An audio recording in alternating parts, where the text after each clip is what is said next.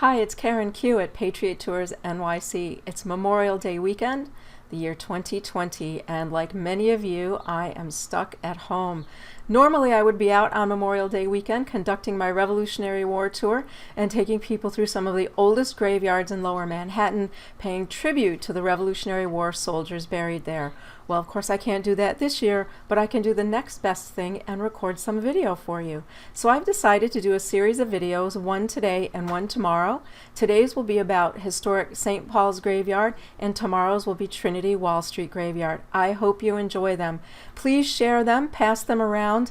We want to make sure to remember the men and women from the Revolutionary era and all they did so that we today could celebrate as the United States of America. Thank you for watching. I hope you enjoy it. This is St. Paul's Chapel, approaching from the proper direction, which is not Broadway, but from the side facing the Hudson River. And you can see here that we approach St. Paul's through the historic graveyard. St. Paul's was built in 1766 as a Georgian period chapel. It was the country church for Trinity Wall Street. And here in St. Paul's Graveyard, we find quite a few veterans of the American Revolution. Let's look to see who they are. If you're facing St. Paul's Chapel from the Hudson River, to the left of the chapel, or if you're facing from Broadway to the right of the chapel, we'll find right on the Broadway side a small brownstone grave with a little round Revolutionary War marker above it.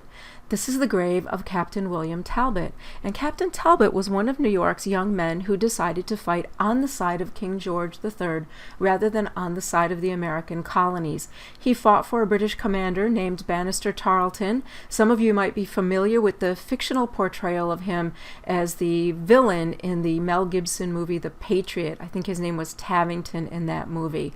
For you from the South, you might know of him as Bloody Ban.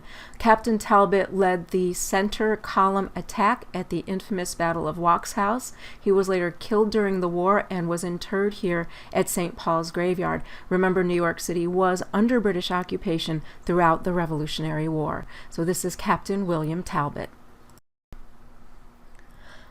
Almost right in the middle of the graveyard, in front of a large tree and lined up almost exactly with the entrance of St. Paul's Chapel, we find two vaults, both marked with Revolutionary War veteran markers and American flags. And these are the vaults of Major John Lucas and Major Job Sumner. Both men served under the command of George Washington in the Revolutionary War.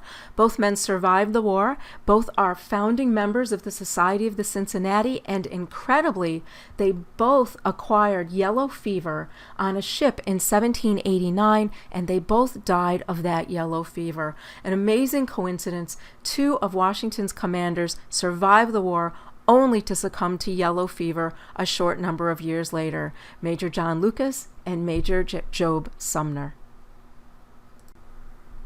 At the very beginning or end of the graveyard, depending on which direction you're walking, so this will be the part of the graveyard right near the New World Trade Center, we find the grave of John Francis Bashar, another Revolutionary War veteran. Right in front of the grave, you can see his Revolutionary War veteran's marker and a tattered little American flag, which since this photo has been replaced with a nice new one. And he is one of the officers who served in the Revolutionary War from France who chose to stay in America after the war. He was a surgeon and a doctor when he served. He stayed in New York and he lived until 1807. He died at 56 years old and is buried here at St. Paul's Chapel.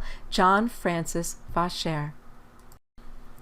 Not far from John Francis Bashar is the monument dedicated to Colonel Stephen Roche Fontaine, and I don't have a good close-up picture of it, so I'm using this picture with an arrow to show you where it is. It's right there in front of the Oculus, the new part of the World Trade Center. Stephen Roche Fontaine, or Colonel Roche Fontaine, is the highest-ranking French commander from the American Revolution to remain in America after the war. He was appointed the first ever commander of the United States Army Corps of Engineers by George Washington when he was 23 years old, and after the war was a founder of the United States Military Academy at West Point, where he started and taught in the engineering school. He requested that upon his death he be buried in his new land, America, rather than return to his family land of France, and this is the grave of Colonel Stephen Roche Fontaine. The last grave we're going to talk about today is if you're facing St. Paul's Chapel from Broadway on the left side of the church. And it's the grave of John Bailey.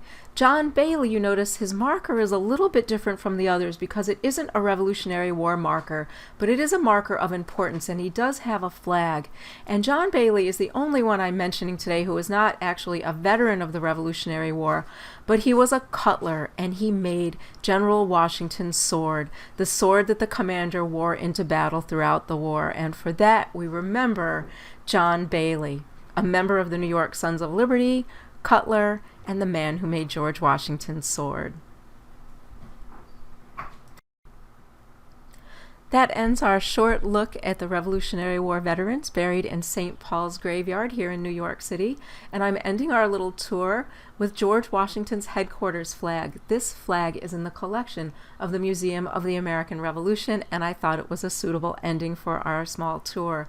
I hope you enjoyed it. Please follow Patriot Tours on YouTube and Facebook. Check out the website at Patriot Tours NYC. Consider watching me on Thursday nights as Mrs. Q Live, where I talk about life in New York in the 18th century. And please share with your friends so that we can all remember the veterans of the American Revolution. Join me tomorrow for part 2, Trinity Wall Street Graveyard. Thank you for watching.